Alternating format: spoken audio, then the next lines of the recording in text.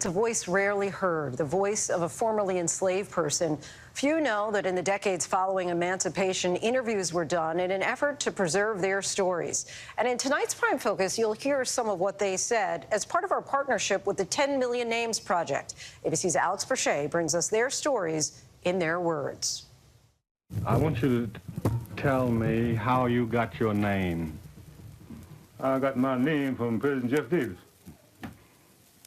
the President of the Southern Confederation. He owned my grandfather and my father. My grandfather was a blacksmith, and my father had learned how to write a little bit in Richmond, Virginia before he brought him down there. You're listening to the voice of a formerly enslaved American, a man by the name of George Johnson. This rare and historic audio interview was recorded in 1941, almost 80 years after Mr. Johnson gained his freedom. He and his family worked on a plantation in Virginia owned by Confederate leader Jefferson Davis, a staunch opponent of abolition. In the interview, Johnson recalls a day in the life as an enslaved person. Did they drive the slaves down there in Davis's Bend very hard, or did they work them reasonable? Reasonable. You know, Master Joe gave my just another boy, and boy was chopping cotton. Boy didn't kill, but you gang, you understand? He come to hook the boy killed, you understand? That's the house of Master Joe boy. Yeah, that's what's the trouble, son. Say, Mr. Don't hook me, crowd and kill the gang, you know?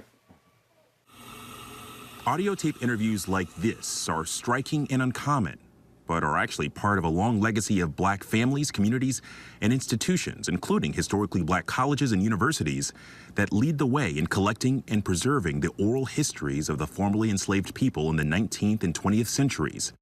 In the 1930s and beyond, technology allowed some of these interviews to be recorded as part of both federal and independent projects.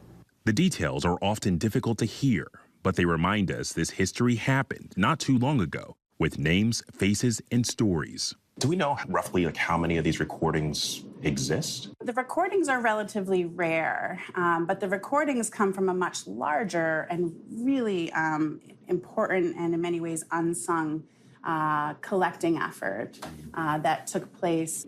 In terms of audio technology, most of it was not recorded by audio because the technology didn't exist, or at least in any kind of widespread accessible way when most of those were conducted. So it's really just a handful of audio recordings we have.